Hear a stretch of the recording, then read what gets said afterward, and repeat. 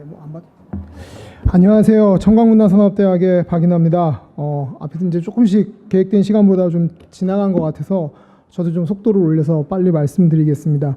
발제 화면보다는 발제문을 보시면 될 것 같습니다. 저에게 사회 안전망 구축을 위한 방안 모색이라는 주제가 나왔는데 사회 안전망을 구축하는 방법에는 여러 가지가 있을 거라고 생각합니다. 근데 그 중에서 오늘 제가 주로 이렇게 소개하는 내용은 고용보험에 해당하는 내용입니다. 제가 무슨 고용보험을 이렇게 연구했던 연구자도 아닌데 어떻게 이 부분은 고민을 하게 됐냐면 작년도에 고용노동부하고 문화체육관광부에서 창작자들에게 그 고용보험을 적용하는 방안에 대해서 연구를 진행했던 적이 있고요. 그때 제가 웹툰 쪽 관련해서 같이 참여해서 내용들을 토론하고 하면서 전혀 몰랐었던 내용들을 알게 됐습니다. 사실 지금이라도 웹툰 작가들이, 그러니까 소위 우리가 얘기하는 프리랜서라고 하는 그런 창작자들이, 만화가들이 고용보험에 가입할 수 있습니다. 지금도. 그러니까 당연가입이 아니라 임의가입 형태로 가입하면 그 보수 테이블에 맞춰서 내가 버는 돈에 맞춰서 보수를 지불을 하면 고용보험에 가입할 수 있습니다. 그런데 저는 만화가들이 고용보험 가입되는 거 모르고 있었거든요. 그러니까 역시 느끼는 게 그 작년에 그 회의를 하면서 이렇게 공무원분들이 열심히 일해 주시면 이 업계에 큰 도움이 되는구나 하는 여러 그런 큰 교훈을 얻었었습니다. 고용보험이라는 거는 특히 웹툰 작가들에게 굉장히 중요하다고 저는 생각하고 있습니다. 얼마 전에 화제가 됐던 게 이제 화제가 아니라 굉장히 많은 걱정이 됐던 게 굉장히 플랫폼에서 어느 한 부분의 장르의 작품들을 연재를 중단시키는 사례가 있었습니다. 이제 그게 원래 연재가 이제 그칠 경우에는 이제 계약서에 의해서 연재가 종료돼야 되는데 이제 작가의 의지하고 맞지 않게 연재가 중단되는 사례가 있었죠. 그럴 경우에 작가들은 굉장히 큰 공포감을 갖게 됩니다. 왜냐하면 연재가 그냥 종료되면 그 다음에는 먹고 살 수 있는 방법이 없습니다. 그러니까 아주 유명 작가여서 여러 가지 다른 수익들이 발생하지 않는다면 웹툰 플랫폼에서 연재를 하는 작가들의 경우에 연재가 바로 그날 그 달에 내가 생활할 수 있는 비용이 되는 거죠, 당연히. 근데 연재가 종료된다거나 플랫폼이 폐업한다거나 심지어 고료가 밀린다거나 하면은 작가들은 어디 가서 하소연할 데가 없습니다.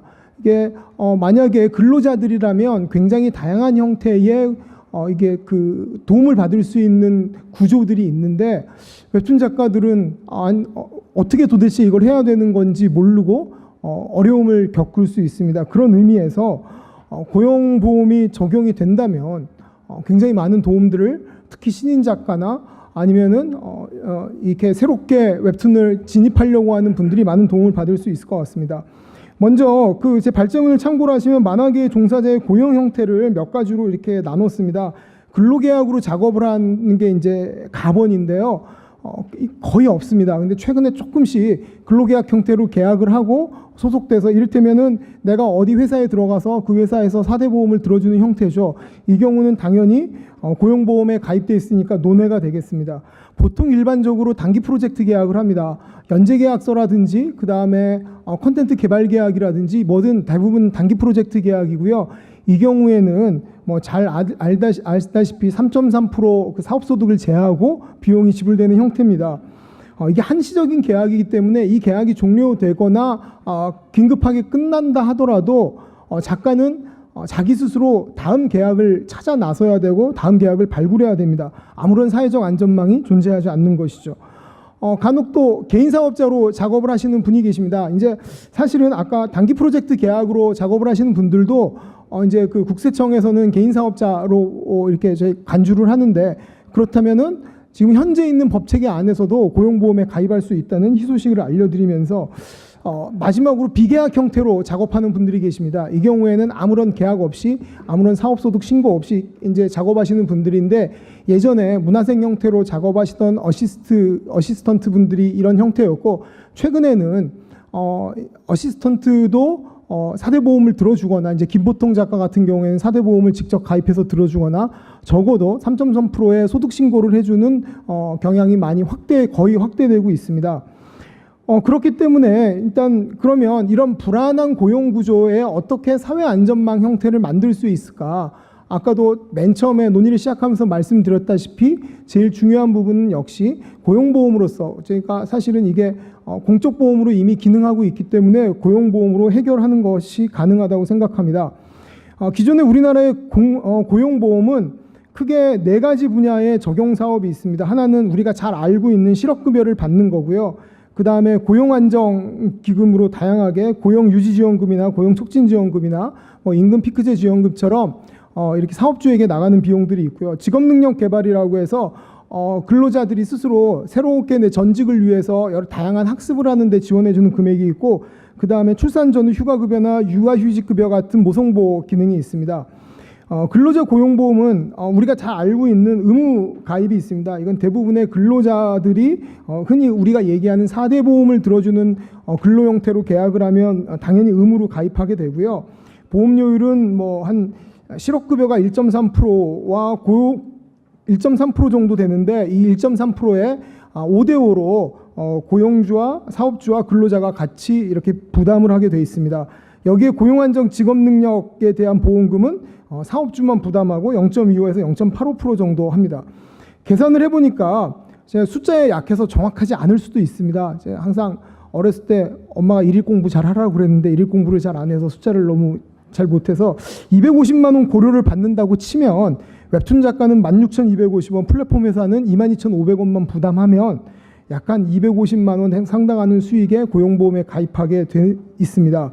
현재 구직급여 시행은 18개월간 피보험 단위기간이 이렇게 가입이 됐다면 한 180일 이상 정도 가입이 돼서 근로의사와 능력이 있는데도 근로처를 찾지 못하는 근로자들에게 재취업을 위한 노력이 있다는 것을 증명하면 고용보험이 지불되게 됩니다. 그래서 이전에 평균 임금의 한 50% 정도를 지불되게 되는 것이죠.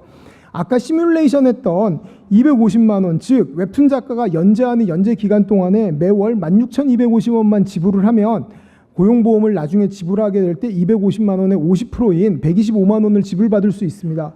적어도 굶어 죽지는 않겠죠. 이런 부분들이 우리가 고용보험이 시급하게 웹툰 작가들에게 적용이 된다면 어느 정도의 사회 안전망 형태가 될 수 있을 거라고 생각합니다. 자영업자 고용보험이 있는데요. 1인 자영업자나 50인 미만 근로자를 고용하는 고용주는 희망에 따라서 선택적으로 가입할 수 있습니다. 이 경우는 자영업자이기 때문에 본인이 100%를 부담하는데 고용노동부 장관이 고시하는 기준 보수가 1등급에서 7등급까지 있습니다. 그래서 1등급은 보수액이 한 150만 원 정도 되고 보험료는 34,650원 정도 되고, 7등급은 269만 원에 한 6만 원 정도 되는 금액을 지불하면 됩니다.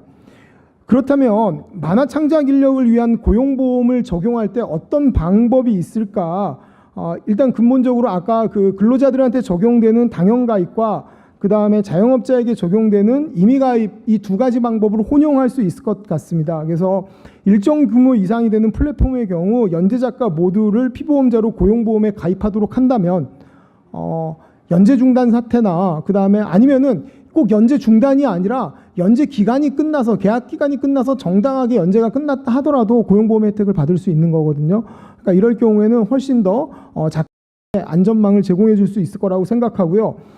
그 다음에 이제 작가들이 고용을 하는 어시스턴트라든지 그 다음에 일정 규모 이상이 되지 않는 플랫폼에서 작업을 하고 있는 작가 같은 경우에는 자영업자 고용보험 형태처럼 희망에 따라서 일정 기준 보수 테이블에 맞춰서 가입하는 방법도 있을 거라고 생각합니다.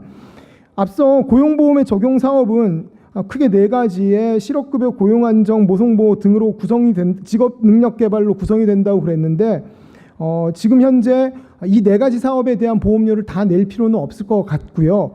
이제 그 특고 형태도 이 네 가지 사업을 다 지불하지는 않거든요.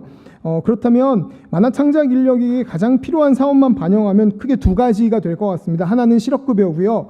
그리고 하나는 직업능력 개발과 관련된 보험료를 낸다면 작가들이 새로운 디지털 기술이 나왔을 때나 아니면 정말 전직을 요할 때 이럴 때 이 고용보험 혜택을 받을 수 있으리라고 생각합니다.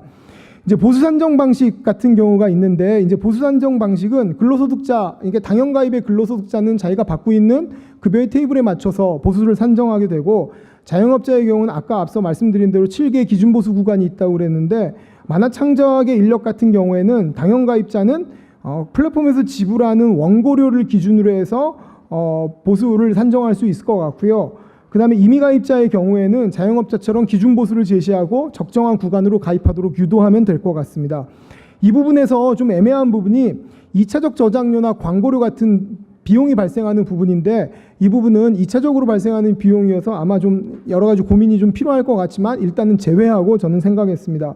수급요건 같은 경우에는 실질적으로 구직급여의 실질적 혜택 범위에 관련되는 것인데 이제 이직 사유가 발생한다라고 이제 글로 이제 그 원래 보험에는 이직 사유가 발생했을 때 그 정도에 따라서 구직급여가 지불하는 퍼센트가 달라집니다. 만화창작 인력에 맞는 이직 사유라면 플랫폼이 폐업하거나 일정 기간 고료가 연체되어 있거나 계약 기간 만료로 인해서 연재가 중단이 됐거나 아니면 계약 기간이 만료가 안 됐는데 연재를 중단한 건 이건 사실 위법 사항이니까 나중에 법정에 가서 싸워야 될 문제니까 그거는 이제 어떻게 됐건 작가가 연재를 중단했을 경우에 그리고 새 연재에 들어가지 않았을 경우에 고용보험의 수급 요건이 된다라고 하면 어느 정도 사회적 안정망이 만들어질 수 있지 않을까 생각합니다. 작년에 이 내용들을 그 관련 부서와 같이 검토하면서 대부분 이 특히 웹툰 쪽에는 시급히 적용이 가능할 것 같다라고 그렇게 아마 결과가 나왔었던 걸로 기억합니다. 그래서 이런 부분은 올해 좀 이렇게 관련된 공무원분들도 나와 계시니 좀 더 관심을 가지고 적용한다고 저희가 고민을 하고 그 다음에 만화 관련된 협회단체나 플랫폼 사업자나 같이 좀 머리를 맞대보면 아마 그렇게 크지 않는 비용으로서 사회적 안전망을 만들어낼 수 있는 기왕의 제도들을 잘 이용해낼 수 있는 그런 효과적인 기능이 될 것 같습니다. 감사합니다.